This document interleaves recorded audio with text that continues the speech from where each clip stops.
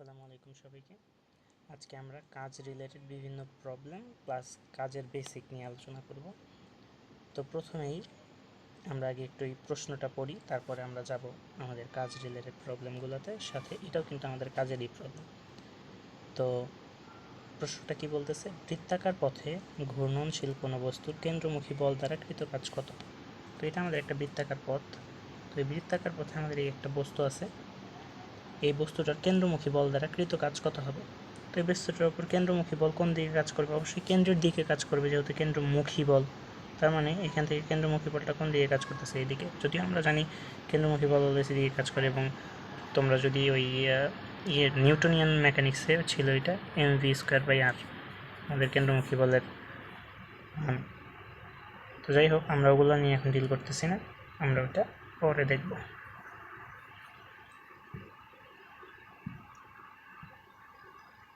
এইদিকে দেখো, আমি আরও একটা অ্যারো দিছি। তো এই অ্যারোটা মূলত কি বোঝায়? এই অ্যারোটা হচ্ছে দুইটা জিনিস বোঝায়। প্রথমত, এইখানে যেই বস্তুটা আছে, এই বস্তুটা দেখো, এটা কি একদম ট্যানজেন্ট বরাবর না? এই যে এটা ট্যানজেন্ট বরাবর না? হ্যাঁ, ট্যানজেন্ট বরাবর। কিন্তু তো এই অ্যারোটা দুইটা জিনিস বোঝায়। প্রথমত, এই বস্তুটা যদি এইখান থেকে রিলিজ হয়ে যায়, মানে এইখান থেকে এর ওপর যদি আর কোনো বল কাজ না করে, কেন্দ্রমুখী বল যদি কাজ না করে বা অন্য কোনো বল কাজ না করে, তাহলে এর কি হবে?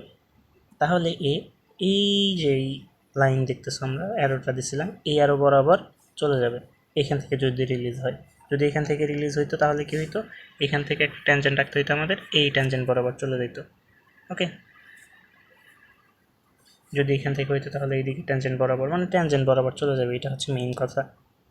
এটা হচ্ছে এর গতির দিক। এটা কি কারণে হবে? গতি জড়তার কারণে। এটা যেহেতু গতির দিক, সাথে সাথে এটা আরও একটা দিক নির্দেশ করে। এটা হচ্ছে আমাদের ডিসপ্লেসমেন্ট বা সরণেরও দিক।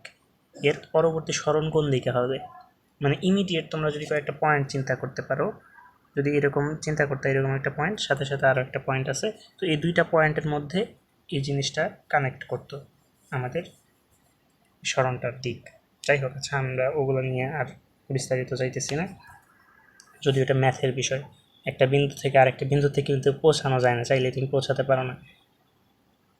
পারবো না কিন্তু, কারণ একটা বিন্দু থেকে আরেকটা বিন্দুর দূরত্ব কত? অসীম সংখ্যক দূরত্ব বা অসীম পরিমাণ দূরত্ব।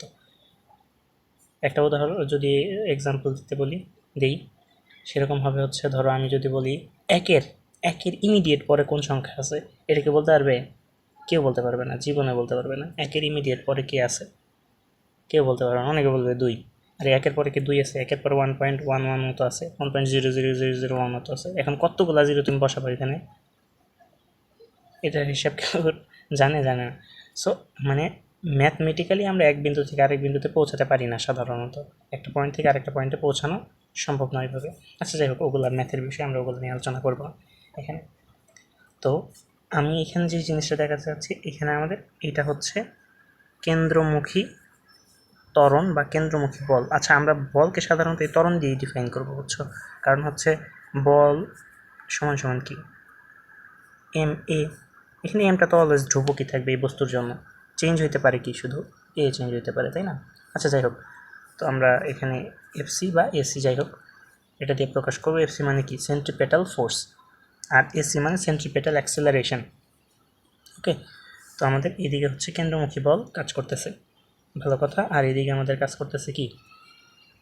গতি জড়তার দিক, সাথে সাথে কি সরণ যে হবে, পরবর্তী সরণ, সেই সরণের দিকটাও কি এই দিকে। ওকে, তাহলে সরণ এবং এই ফোর্সের মধ্যবর্তী কোণ কত দাঁড়াইলো? 90 ডিগ্রি। আচ্ছা, এখন আমরা পরবর্তী স্লাইডে যাই। দেখো, এইখানে দেখো একটা বেশ সুন্দর একটা সিস্টেম আমি দেখাইছি। এই সিস্টেমে, আচ্ছা, আমি কি কালার নিব? এটা নেই, নাকি পিঙ্ক নেব? না, পিঙ্ক না, এটা ঠিক আছে, না, এই কালার তো আছে। আচ্ছা, দাঁড়াও, এই কালার নেই। আচ্ছা, দেখো, এটা হচ্ছে আমাদের একটা বস্তু। এই বস্তুটার উপরে এইদিকে এই ফোর্স কাজ করতেছে, এদিকে একটা ফোর্স, এদিকে আরও একটা ফোর্স কাজ করতেছে, এবং এই তিনটা ফোর্সের লব্ধি ফোর্স এইদিকে কাজ করার কারণে বস্তুটা এখান থেকে ট্রাভেল করে এখানে আসছে। এখান থেকে এখানে যে ট্রাভেলিং ডিসপ্লেসমেন্ট, সেটা হচ্ছে এস, এতটুকু। এখন আমি যদি এখানে প্রশ্ন করি, এই বস্তুর ওপর কৃত কাজ কত, তাহলে কি উত্তর হবে? অনেকে করবে কি, এই 3টা ফোর্সের লব্ধি করবে এরকম। আমি প্রশ্নটা আগে শোনো। এই বস্তুর উপর কৃত কাজ কত? এই বস্তুর উপর কৃত কাজ কত? আবার বলতেছি, এই বস্তুর উপর কৃত কাজ কত? বাংলা কথার মার পেঁচ আছে কিন্তু এখানে। এই বস্তুর উপর কৃত কাজ কত? তো অনেকে করবে কি, 3টা ফোর্সের লব্ধি করবে, লব্ধি করে এফ রেজাল্টেন্ট বা লব্ধি বল গুণন এই লব্ধি যে যত ডিগ্রি অ্যাঙ্গেলে ছিল ওই অ্যাঙ্গেলটা লিখবে এই এসের সাথে, ধরে নিলাম একটা অ্যাঙ্গেলে আসছিল, আর এখানে ওই এসটা গুণ করে দিবে শেষ। বাট এই জিনিসটা কিন্তু ভুল হবে। কারণ কি? কারণ প্রশ্নটাই আমার ভুল। প্রশ্নটা কী কারণে ভুল? দেখো, আমরা যখন বের করতে বলবো কাজ কত, কোনটার কাজ কত, কাজ বের করো, বস্তুর ওপর কৃত কাজ কত, তখন অবশ্যই আমাদের মেনশন করতে হবে কোন ফোর্স দ্বারা আমরা কাজ বের করতে চাচ্ছি। যদি বলতাম লব্ধি ফোর্স দ্বারা কৃত কাজ কত, সেক্ষেত্রে এটা ঠিক ছিল, সমস্যা ছিল না। এখন আমি যদি লব্ধি ফোর্স না বলে বলতাম এই যে এটা কি কালার, ব্রাউন নাকি, আচ্ছা যাই হোক, এই ব্রাউন কালার দ্বারা কৃত কাজ কত, তখন কিন্তু আমাদের এই ব্রাউন ফোর্স নিয়ে কাজ করতে হতো। যদি বলতাম পিঙ্কের জন্য কত, রেডের জন্য কত, তখন আমাদের ইন্ডিভিজুয়ালি আলাদা আলাদা করে কাজ করতে হতো। তার মানে প্রশ্নটা এখানে কি হওয়া উচিত? লব্ধি বল দ্বারা কৃত কাজ, অথবা রেড ফোর্স দ্বারা কৃত কাজ, ব্রাউন দ্বারা কৃত কাজ, অথবা পিঙ্ক দ্বারা কৃত কাজ। যদি শুধু বলতাম কৃত কাজ কত বস্তুর উপরে, তাহলে কিন্তু প্রশ্নটাই ভ্যালিড হইতো না। ওকে, কি কারণে ভ্যালিড হইতো না? দেখো, আমরা কাজের সংজ্ঞায় কি দেখছিলাম, আমাদের কাজের সংজ্ঞা ছিল হচ্ছে মূলত, আমি লিখিয়ে দিতেছি, কাজ ছিল ডাব্লিউ ইকুয়াল টু সরণ গুণন কি, সরণের দিকে বলের উপাংশ, সরণের দিকে বলের উপাংশ। এখন সিমিলারলি আর এটা হইতে পারে বল ইন্টু বলের দিকে সরণের উপাংশ। ওকে, সরণ ইন্টু সরণের দিকে বলের উপাংশ, অথবা কি বল গুণন বলের দিকে সরণের উপাংশ। ওকে, দুইভাবেই করা যায়, তবে আমরা এইভাবেই করি। চলো, সরণ গুণন সরণের দিকে বলের উপাংশ। ওকে, তাহলে এখানে আমাদের সরণ কতটুকু ছিল? এতটুকু। এটাকে আমরা এস দিয়ে প্রকাশ করছিলাম।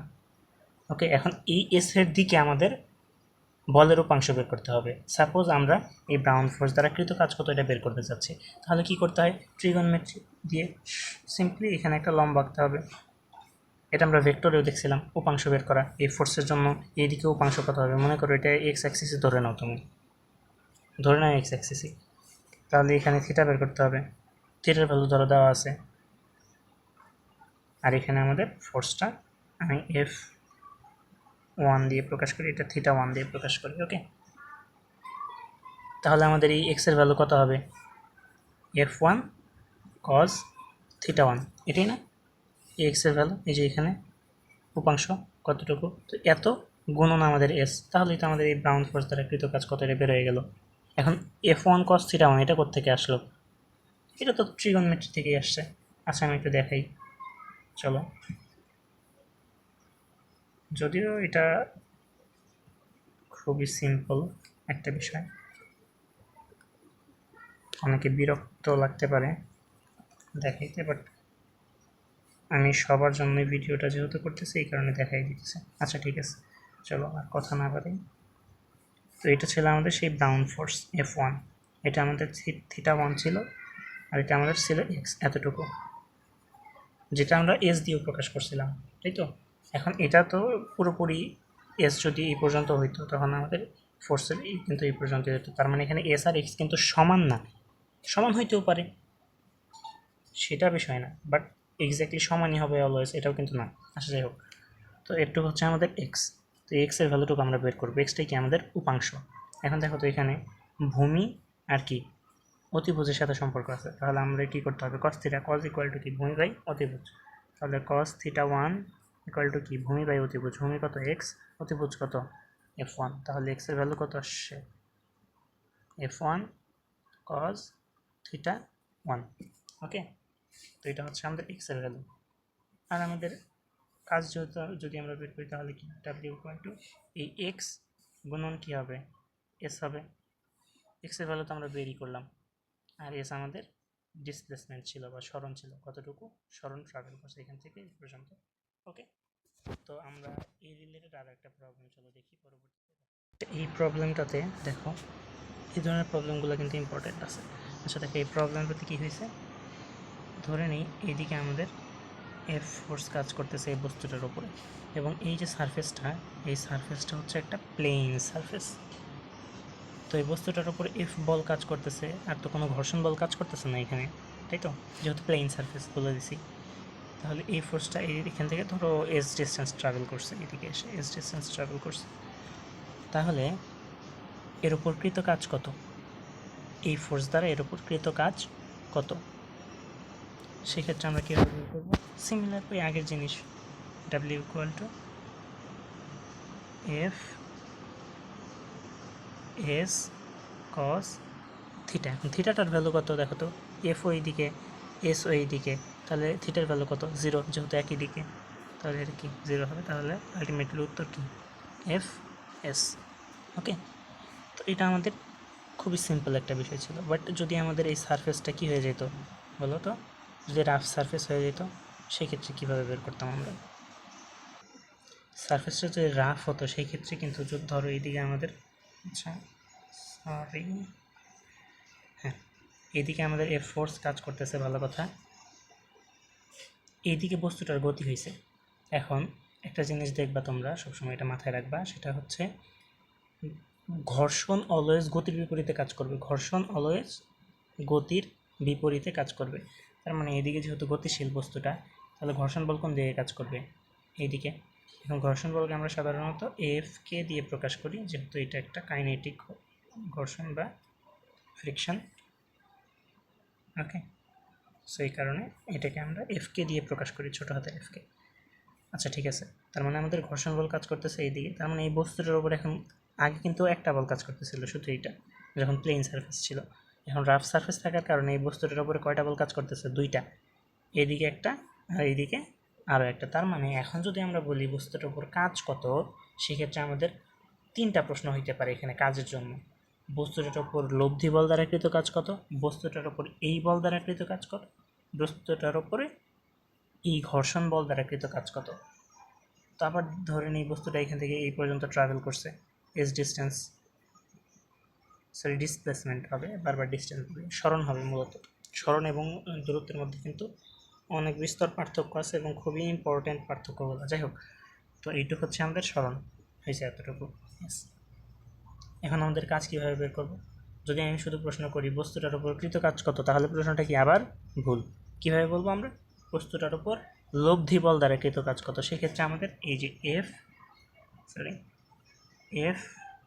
আর কি হইতেছে এটা, ধর এফ মাইনাস কিন্তু এফকে করতে হইতো, তাই তো। কেন মাইনাস এফ করতে, দুইটা বিপরীত দিকে আছে, তাই না, তো দুইটা বিয়োগ করে যেই লব্ধি ফোর্স আমরা পাইতাম সেটাকে আমরা নাম দিই ধরো এফ আর। সেই এফ আর এর ভ্যালুটা আমাদের কি করতে হইতো, এখানে ডাব্লিউ এর জায়গায় বসাইতে হইতো, W F R cause 0 degree. ওকে, তো এটা হইতো আমাদের তখন অ্যান্সার। ভালো, এবার যদি বলতাম লব্ধি বল না, শুধু এই বল দ্বারা কৃত কাজ কত, সেক্ষেত্রে ওই যে আগের মতো একদম সিমিলার আগের মতোই।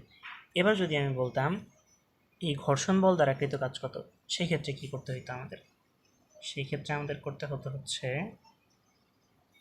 এই দেখো একই জিনিস, সব একই, কাজের সময় মাথায় রাখতে হবে জাস্ট একটা জিনিস, কোনটা কত এবং কোন বল দ্বারা কৃত কাজ বের করতে বলছে এবং ডিসপ্লেসমেন্টটা কতটুকু। তো এই তো আমাদের ডাব্লিউ, এটা ঘর্ষণ বল দ্বারা কৃত কাজ, এটা কীভাবে বের করবো আমরা, এই তো ঘর্ষণ বল আমরা লিখব, তারপরে আমাদের আগের মতো কস থিটা। এখন থিটাটার ভ্যালু কত হবে দেখো তো, বস্তুটা আগাইতেছিল এইদিকে আর ঘর্ষণ বলটা কাজ করতেছিল এইদিকে, একদম কি অপোজিট না, তার মানে কি 180 ডিগ্রি, 180 ডিগ্রি হবে এখানে। আর এখানে এসটা কতটুকু ট্রাভেল করছিল, এই যে এখান থেকে পর্যন্ত, এস কিন্তু সবার জন্য সেম। ওকে, এটাই হবে আমাদের কি অ্যান্সার এই প্রবলেমের জন্য। তো এখন আমরা আমাদের ওই যে প্রথমে আমরা যে প্রবলেমটা দেখছিলাম বৃত্তেরটা, ওইটা দেখি চলো। এবার তোমরাই দেখি এই বৃত্তের প্রবলেমটা সলভ করো কীভাবে হবে আমাদের। এই তো কাজ, সরি, এই হচ্ছে আমাদের ডাব্লিউ কাজ। কী হবে এখানে আমাদের এফ থাকতে হবে। তো এদিকে যে ফোর্সটা কাজ করতেছিল ওটাকে কি নাম দিছিলাম? এফসি। লেখো এফসি কজ থিটা। থিটাটার ভ্যালু কত দেখো তো? আমরা বের করছিলাম কি ডিসপ্লেসমেন্টের সাথে কত ডিগ্রি অ্যাঙ্গেলে ছিল? 90 ডিগ্রি। তাহলে কত হবে এটা? 90। ওকে, কজ 90 গুণন কত? এস। এসের যে কোনো ভ্যালুই ধরো, মনে করো পুরো এসি লিখলে সমস্যা নেই। এখন দেখো তো আমাকে বলো কজ 90 ডিগ্রি ভ্যালু কত? 0। তাহলে আলটিমেটলি পুরোটার ভ্যালু কত হবে? 0। তার মানে কোনো একটা বৃত্তাকার পথে ঘূর্ণনশীল কোনো বস্তুর কেন্দ্রমুখী বল দ্বারা কৃত কাজ কত? 0। তাহলে এই কেন্দ্রমুখী বলটা প্রয়োজন কেন? যদি কাজ 0ই হয়, কোনো ধরনের কাজের না হয়, অকাজের হয়, তাহলে এর এর প্রয়োজনটা কী কারণে? কেন্দ্রমুখী বলের কাজটা মেইনলি কী? কেন্দ্রমুখী বলের কাজ অন্য কিছুই না, জাস্ট গতির দিকটা পরিবর্তন করা। গতির দিকটা পরিবর্তন করা। দেখো তো এই বস্তুটাকে যদি কেন্দ্রমুখী বল কাজ না করতো এর উপরে, তাহলে বস্তুটা কী হইতো? এই দিক বরাবর ট্রাভেল করতো, তাই তো? এদিকে যাইতে চাইতো। ধরো এখান থেকে এ কী করলো? এখানে আসছে, ধরে নিই আমরা, বা এখানেই ধরে নিই যে এখানে আসছে, এই বরাবরই, কী বলে এটাতে, এই স্পর্শক বরাবর এইখানে ধরো আসছে বলে নিলাম আমরা, যদিও রেডিয়াস একটু বড় হয়ে গেছে, বাট এখানে তো আসবে না, এইদিকে থাকবে। তো আমরা যেহেতু বলছি যে কেন্দ্রমুখী বল নাই, তার মানে জিনিসটা কোথায় আসছে? এখানে চলে আসছে। আগে এখানে ছিল, তারপরে এখানে চলে আসছে এই ইয়েটার উপরে, স্পর্শকের উপরে। তো এখন আবার বললাম কি, আবার এই স্পর্শকের উপর আসার পর আবার কেন্দ্রমুখী বল কাজ করছে, তখন কি আবার এদিকে একটা টান অনুভব করবে, তখন এইখান থেকে এর স্পর্শক বরাবর আবার যাবে, তখন স্পর্শকটা কোন দিকে হয়ে যাবে? এদিকে হয়ে যাবে।